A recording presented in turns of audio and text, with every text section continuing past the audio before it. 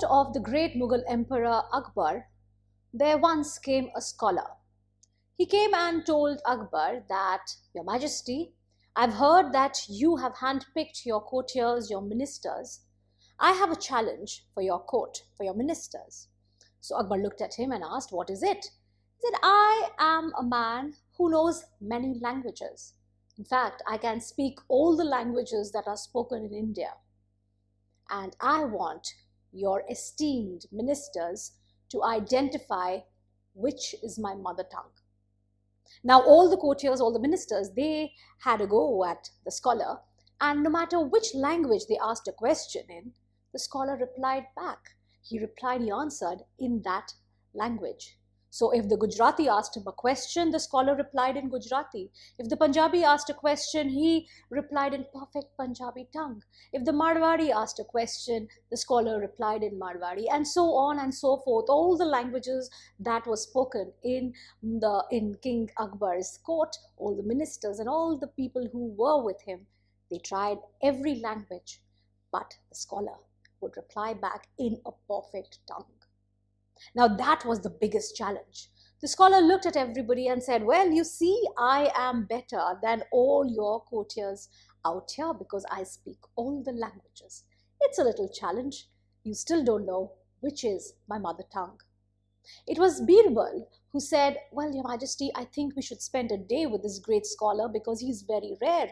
So let's make him our guest. Let's make him comfortable. And tomorrow we'll try and find out which is his mother tongue. So the scholar was given a place to rest, he was given food, and he was looked after.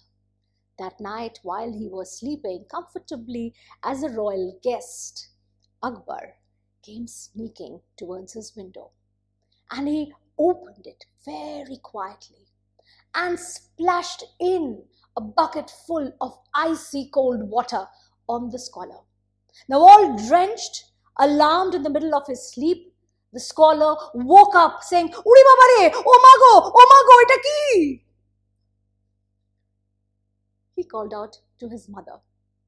The next day in the morning when the courtier came in, Birbal said, Your Majesty, our scholar, our esteemed guest, the man who can speak any language out here is a Bengali.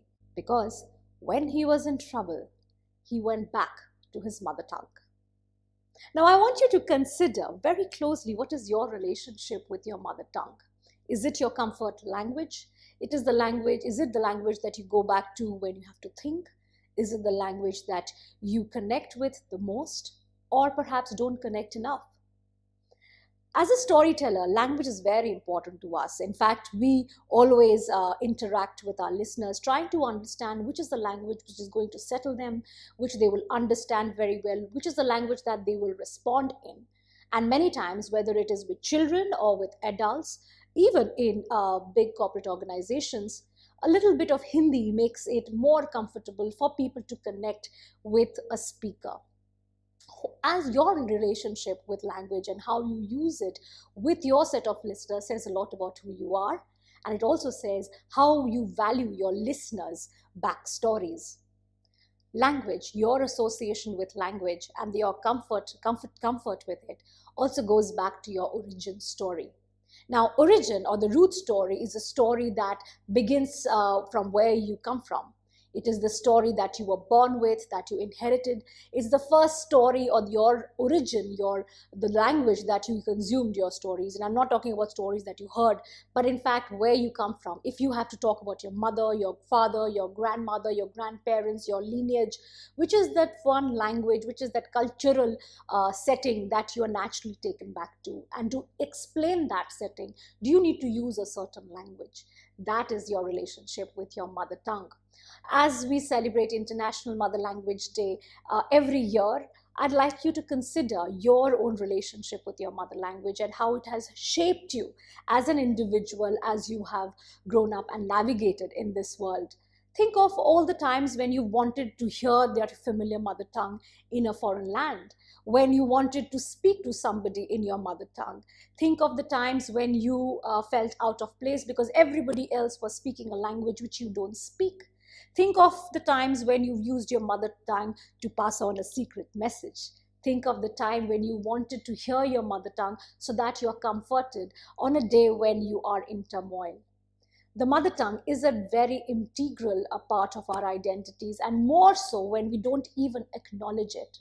By using your mother tongue, you stay connected to who you are, and so that you can also connect with somebody else who is not like you. You use your mother tongue and connect with somebody who is exactly like you. You also make an attempt to understand somebody who is different from you. If they speak a different language, if you've held your mother language dearly, you will want to also understand, appreciate, and be patient with someone who doesn't speak your language, because they too have a story. They too have a backstory, which is very different from yours, yet it is as significant to them as it is to your own identity. So no matter who you are and no matter what you do today, if you're watching this video, I would like you to consider your own relationship with your mother tongue. Does it bring comfort to you? Is it the language that you think in? Is it the language that you are most comfortable with? Is it the language that you like to share with in your safe space with the people who are the closest to you? Is it the language that you would like to use more than what you use now? Is it the language which makes you be part of a community? Or is it the language which makes you stand apart from others and yet own your identity with pride, with humility, and with respect? So think of your relationship with your mother tongue. And like I say, you don't need a special day to reconnect with your mother tongue, but you can do it forever as an ongoing relationship. And try using stories to connect with who you are. Try connecting back to your origin story. Go back to the life that you've led, or the life that you've forgotten, that you're not really spending so much of time with. And see how beautiful it becomes when you put it in context of the language that you speak, which is your mother language.